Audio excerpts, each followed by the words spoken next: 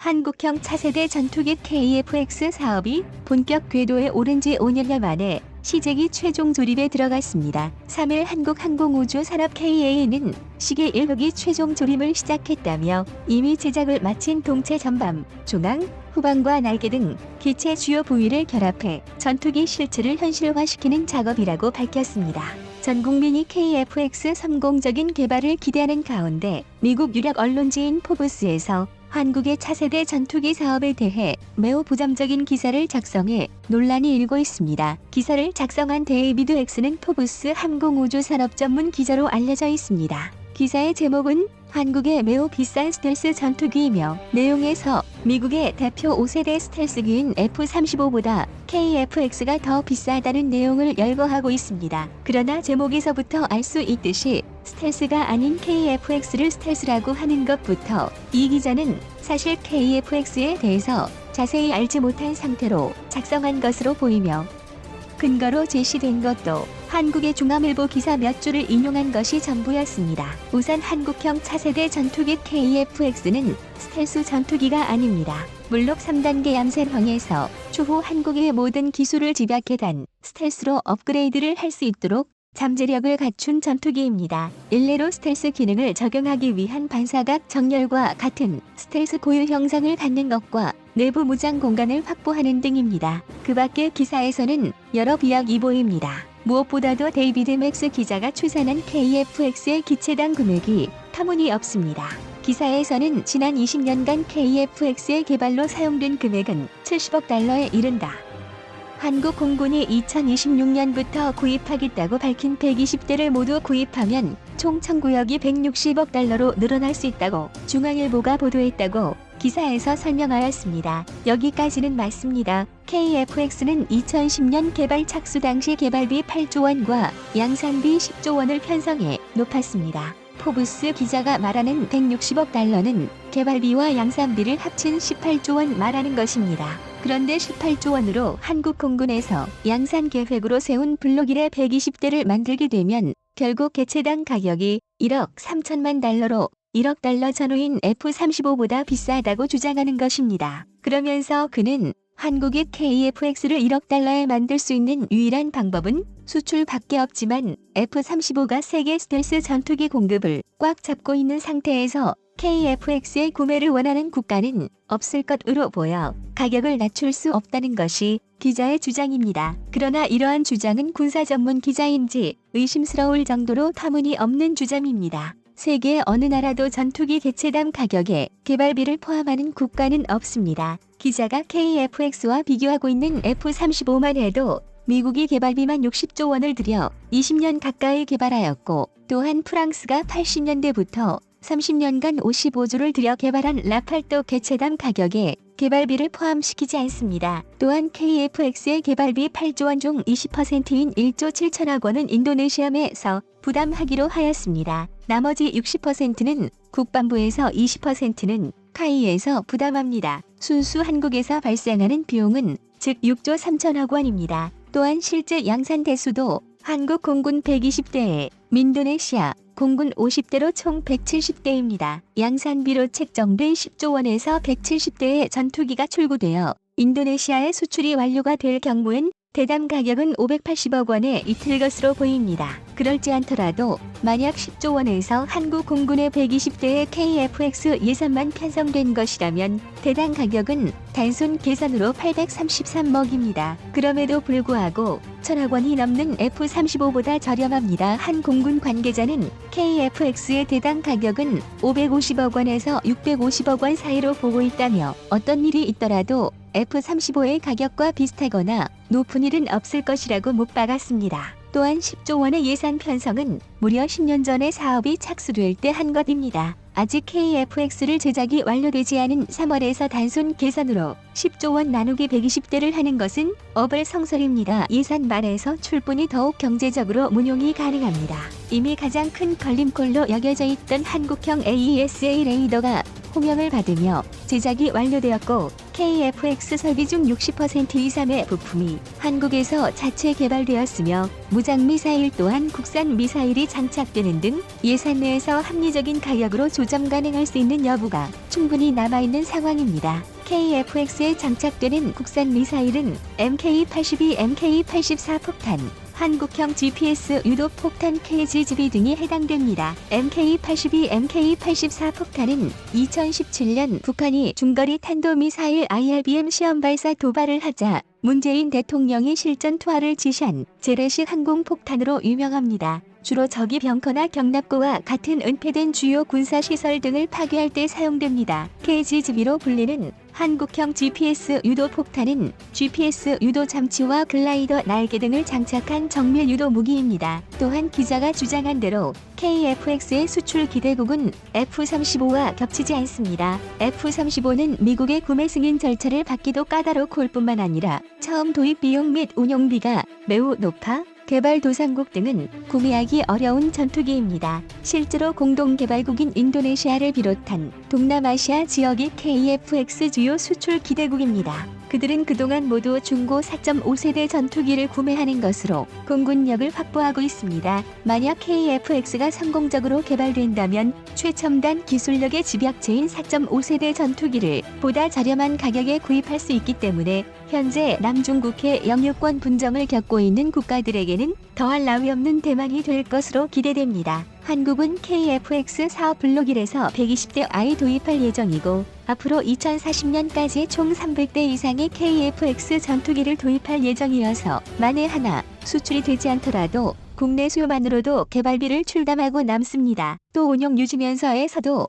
상당한 메리트가 있습니다. 현재 한국이 운용하고 있는 F-35의 후속 지원도 모두 미국의 승인을 받아야 하고 그 비용도 어마어마합니다. 최근 미국 국무부가 한국의 F-35 전투기의 엔진, 무기 관련 장비 등 후속 지원 및 서비스를 위한 대외 군사 판매를 승인했다고 국방부 산하 국방안보협력국이 발표하였는데요. 그 비용만 무려 6억 7,500만 달러 약 8,184억 3,700만 원입니다. 이번 승인은 F-35 전투기와 엔진, 무기, 출판물, 기술 문건, 지원 장비, 예비, 수리 부품, 수리 및 반환, 시험 장비, 소프트웨어 전달 및 지원, 조종사 비행 장비, 인력 훈련 장비, 미정부 및 계약업체 기술, 물류 지원 서비스, 기타 관련 프로그램 지원 등입니다. 그런데 만약 미국 측에서 유지 보수 비용을 올려버린다면 어쩔 수 없이 30년간 들며 겨자 먹기로 감서야 되는 3월입니다. 돈을 주고 사오는 데에도 오히려 승인을 반발하는 형국이기 때문이죠. 이처럼 기술을 가진 것과 그렇지 못한 것은 하늘과 땅 차이입니다. KF-X 개발에 돈이 많이 들어간다 해도 우리가 전투기를 만들 패나는 것과 남의 것만 사다 쓰는 것과는 현격한 차이가 있습니다. 지금이야 많은 허점들이 눈에 띄일지는 몰라도 미래를 내다볼 때 어느 쪽이 정답인지는 현명하신 구독자님들이라면 아실 수 있으실 것입니다. 지금 한국의 엔지니어들과 연구원들은 불철주야 사업 프로젝트에 매달리고 있습니다. 우리가 해야 할 것은 비아냥도 아니요 이미 엎질러졌으니 해봐라 하는 고압적인 태도도 아닌 기적에 도전하는 그들을 전심으로 응원해주는 것입니다. KF-X는 만들어지기만 한다면 무조건 성공인 사업 프로젝트입니다. 앞서 말씀드렸듯이 미국의 F-35의 개발비만 60조 원, 프랑스의 라팔만 해도 55조 원 이상이 투입되었습니다. 그러나 한국은 6조 3천억 원의 자체 개발비를 가지고 4.5세대 라팔급 이상의 성능을 지닌 전투기 개발을 목표로 달려가고 있습니다. 즉 만들어지기만 한다면 무조건 성공입니다. 비관론자들은 개발을 착수할 때부터 지금 시제기 출고를 앞두고 있는 시점에서까지 부정적인 시각을 드러내고 있습니다. 한국이 할 수 있겠냐 하는 것입니다. 그러나 지금 세계를 호령하고 있는 반도체 산업, 조선 산업, 배터리 산업 등 모두 실현 불가능한 것들이었습니다. 그러나 그 꿈만 같은 니루를 한국인들을 해내고야 말았습니다. 단순히 해낸 것에서 그치지 않고 세계 시장을 선도하며 누구도 넘볼 수 없는 1위 산업으로 키워냈습니다. 한 술밥에 배부를 수는 없습니다. 진정한 자주 국방은 소리만 친다고 되는 것이 아닌 무엇인가라도 시도하는 데서부터 시작합니다. 치마에 돌멩이를 안고 던졌던 행주대첩의 아낙네들처럼 말이죠. KF-X의 개발을 맡고 있는 카이도 이러한 국민들의 부정적인 인식과 우려를 없애기 위해 당초 예정대로 2020년 9월 3일에 KF-X 최종 조림체 형태를 공개했습니다. KF-X 사업이 워낙 말도 많고 달도 많았던 사업인 만큼 지금도 문제없이 잘 진행되고 있습니다라는 홍보용으로 완성된 능체를 선공개하여 국민들의 우려를 물식시키기 위한 것으로 추측되고 있습니다. 카이는 CJ 1호기 최종 조림을 시작했다며 이미 제작을 마친 동체 전방, 중방, 후방과 날개 등 기체 주요 부위를 결합해 전투기 실체를 현실화시키는 작업이라고 밝혔습니다. 모두가 안 될 것이라 여겼던 전투기 사업에 확실한 한걸음을 내딛게 된 것입니다. 또한 국방과학연구소에서 제작한 AESA 레이더는 기대 이상의 성능을 갖추어 세계를 놀라게 하였습니다. 지난달 3일 충남 태안 안흥시험장에서 공개한 AESA 레이더를 설명하는 한 연구원은 미국도 다른 선진국들도 우리가 만든 메이사 레이더의 하드웨어, 소프트웨어에 정말 놀라고 있다고 설명하며 외국에서 우리의 하드웨어 장비에 자기들의 소프트웨어를 무려서 다른 나라에 팔자고 험업 러브콜이 오고 있는데 우리는 소프트웨어까지 다 만들어서 철저한 기술 보호를 갖춘 완제품으로 해외에 팔 것이라고 강조했습니다. AESA 레이더는 ADD의 자부심이기도 합니다. 당초 KF-X 사업의 일환으로 추진됐지만 미국이 기술 이전을 거부한 이후 표류했던 바 있습니다. 말 그대로 예산까지 편성되어 있던 사업이 물거품이 될 위기에 놓여 있던 것입니다. 설상가상 2015년 11월 개최된 국회 국방위원회에서는 우리가 독자적으로 만들 수 있는 기술력이 있는지 집중 난타를 당하기도 했습니다. 절치부심한 ADD는 2018년 들어 시험 결과를 내놓을 수 있었고 마침내 사업 승인을 받을 수 있었습니다. ADD 관계자는 이렇게 A사 레이더를 자체적으로 만들 것이라고 어느 누구도 생각하지 못했던 시절이 있었다며 1년만 더 기다리면 A사 레이더의 하드웨어와 소프트웨어를 국민들께 다 보여드릴 수 있다고 자신있게 말했습니다. 차근차근 진행되어지고 있는 KF-X에도 물론 여러가지 리스크가 아직 존재합니다. 그 대표적인 것인 인도네시아와의 분담금 협상입니다. 인도네시아 조코위 대통령은 한국과의 재협상을 요구하며 분담금 인하, 100% 기술 이전, IFX 인리 KF-X 명칭 수출해가 분담금 기간 연장과 같은 무리한 요구를 하며 5천억 원의 분담금을 미납한 상태이고 한국 측은 이러한 인의의 요구가 터무니없다며 받아들일 수 없다는 입장이라 재협상은 답보 상태에 빠진 것입니다. 그러나 이러한 인도네시아와의 협상이 극적으로 타결되었습니다. 인도네시아 현지 언론인 자카르타 포스트에 따르면 9월 8일 KF-X 전투기 사업 자금을 재험상하기로 했다라는 제목으로 기사가 게재되었습니다. 기사에서는 인도네시아의 단일 차관보가 인도네시아의 개발비 분담률을 20%에서 15%로 낮추려 재협상을 타진하였으나 그 조건에는 항의하지 못하였고 결국 18.8%로 일부 하향 조정하였다라고 말하였습니다. 또 한국의 관계자는 인도네시아가 KF-X, IFX 프로젝트에 대해 미납된 금액인 5천억 원을 지불하기로 하였다고 밝혔습니다. 시제기 출고를 앞둔 시점에서 인도네시아가 발을 버게 된다면 인도네시아만 손해를 보는 상황입니다. 2017년부터 지난해 1월까지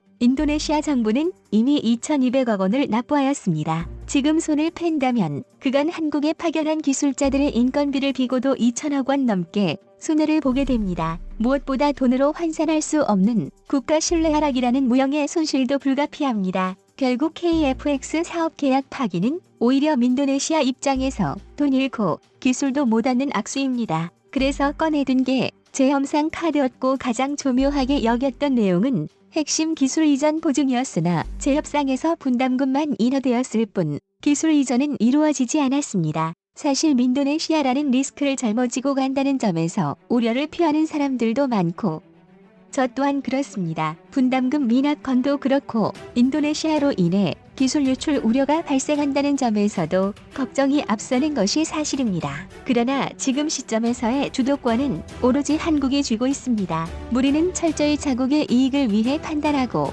행동하면 됩니다. 23년 전 1997년 김영삼 정부 때부터 꿈꿔왔던 한국의 전투기 이제는 꿈이 아닌 눈앞으로 다가왔습니다. 저는 제자리에서 착실히 세금 납부하며 용환하겠습니다. 연구진들은 나라의 안보에 문명이 걸린 사업이라 여겨주시고 부디 지금처럼 최선을 다해주시기 바랍니다.